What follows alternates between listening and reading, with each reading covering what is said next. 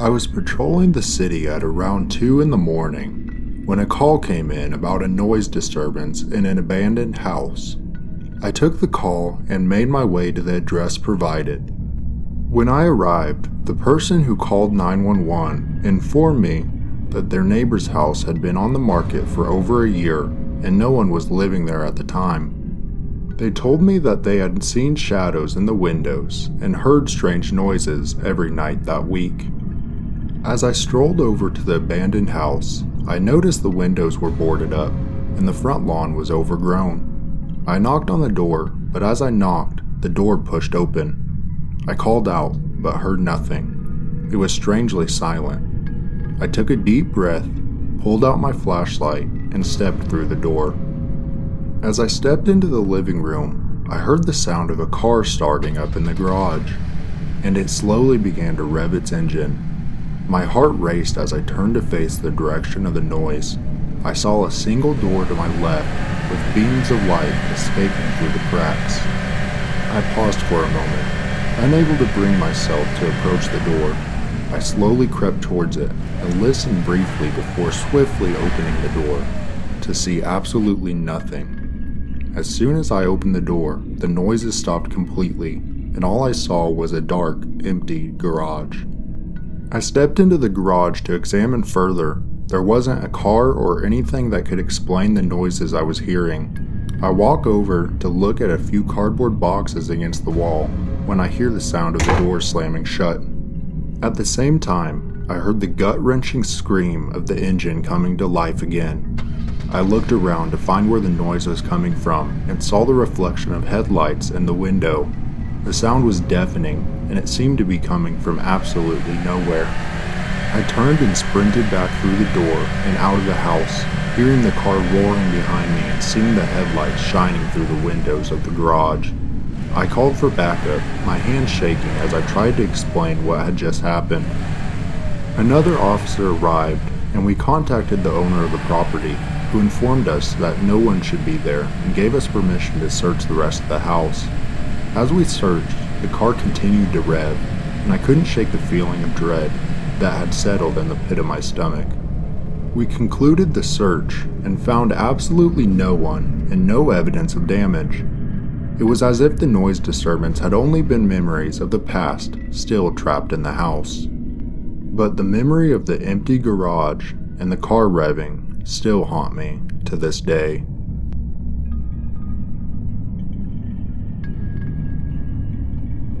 At the time of this story, I had just received my driver's license and I was working the closing shift as a dishwasher in a restaurant in town. Many nights I would find myself with mountains of dishes at close, forcing me to leave close to midnight. This was the case for this night. I remember that night like it was yesterday. I was driving home from work, exhausted from a long day, and just wanted to get home and crawl into bed. I turned onto the road leading out of town towards my parents' house. As I drove, I got so lost in my thoughts that I hadn't even realized a car had turned onto the road behind me. I looked into my rearview mirror and saw the car speed up to get right behind me. They were so close I could barely even see their lights. I was terrified they were going to crash into me. At first, I didn't think anything of it. Maybe they were just in a hurry to get somewhere. But they followed me for about another mile, and I started to get a bad feeling in my gut. That's when I saw the dreaded red and blue lights of a police officer. I pulled over and reached for my license and proof of insurance. The officer was slow to get out of his car, and I noticed something strange. The car didn't look like the average police car. It was red and beat up looking, and the lights weren't even on the top. They were inside his windshield.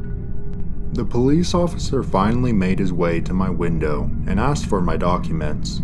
I noticed he wasn't wearing a police uniform. He had a police belt and a button-down shirt, but no badges or any sort of identification. He then informed me that he believed I was drunk and that he had watched me swerve multiple times. I argued that I was just coming home from work and I knew I hadn't been swerving. The officer told me he would like me to prove I was not drunk by performing some tests and that if I didn't, he would arrest me. I decided to get out and take the test, knowing I wasn't drunk. He asked me to perform the line test, doing it himself first to show me. I followed his actions perfectly, only as I took my last step, I watched the officer reach for his handcuffs.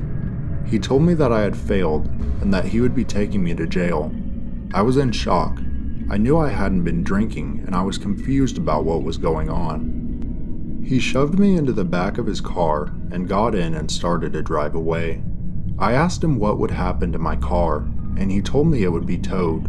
This confused me. I had never been arrested, but it didn't seem right to just leave the car abandoned like that.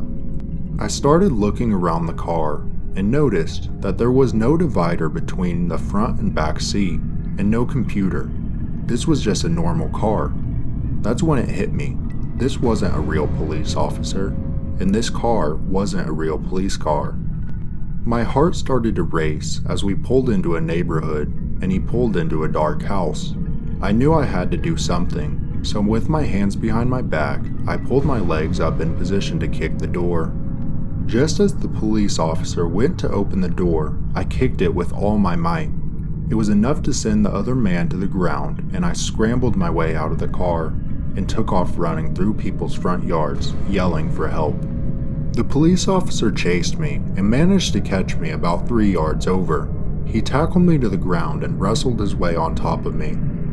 But then, the front porch light turned on and another man yelled at us. The officer got up and took off, driving away as the homeowner helped me up and called the police. Eventually, a real police officer came out and took a report. They found out that the house the police officer took me to originally was abandoned, and they were unable to catch the man. This was a terrifying first experience being pulled over, but I'm just grateful that I was able to escape with my life. Over my years of working as a police officer, I have seen some pretty terrifying things, and had been around some pretty scary people. But out of all these experiences, one sticks out in my mind to this day. The day had been going the same as any other, and I was bringing in a man who had been arrested for assault. This particular man had been in and out of jail, and he was known to be pretty violent towards police. Because of this, there were 2 other officers ready to help transport him at the booking facility. There was another inmate being processed at the time, so we took him to the holding tank immediately, where I saw a short man in a black t-shirt and jeans sitting on the bench. He looked over as we brought in the man, and the way his eyes felt on me still gives me chills to this day. It was as if the man was looking directly through me instead of at me. He looked extremely angry, which wasn't uncommon for his position, but it seemed different than being mad about being arrested. The look on his face gave off an energy that can only be described as pure evil. We exited the cell, and I could feel the man's eyes following me, glaring at me through the window. I left the area to use the restroom and wait to finish the booking process, and when I came back, they were finished processing the first inmate. I checked the holding cell and saw the man we had just brought in, but the man in the black t-shirt was nowhere to be seen. I panicked, asking if he had already been booked, but no one knew where the man was. We checked the security footage, and what we saw haunts me to this day. We watch as the 2 men in the holding cell talk for about a minute, and then we see the man in the black promptly stand up, nod at the other man, and disappear into thin air. We didn't believe it. It was as if the camera glitched, missing the man's escape, but the timestamps matched up perfectly. We ran back to the holding cell and questioned the man we just brought in. He looked like he had just been through a near-death experience. His face was pale, and he could barely speak to us. He told us that he was talking to the man, and that he was there 1 second, and then the next second, he was gone. We were shocked and confused, but still panicking, knowing an inmate had escaped. We ended up looking through the paperwork and doing a head count, but there was no one missing, and no one had even been arrested who looked like the man. Who knows what he wanted or where he is now, but I'll never forget the feeling I got walking into that holding cell with the man in the black t-shirt.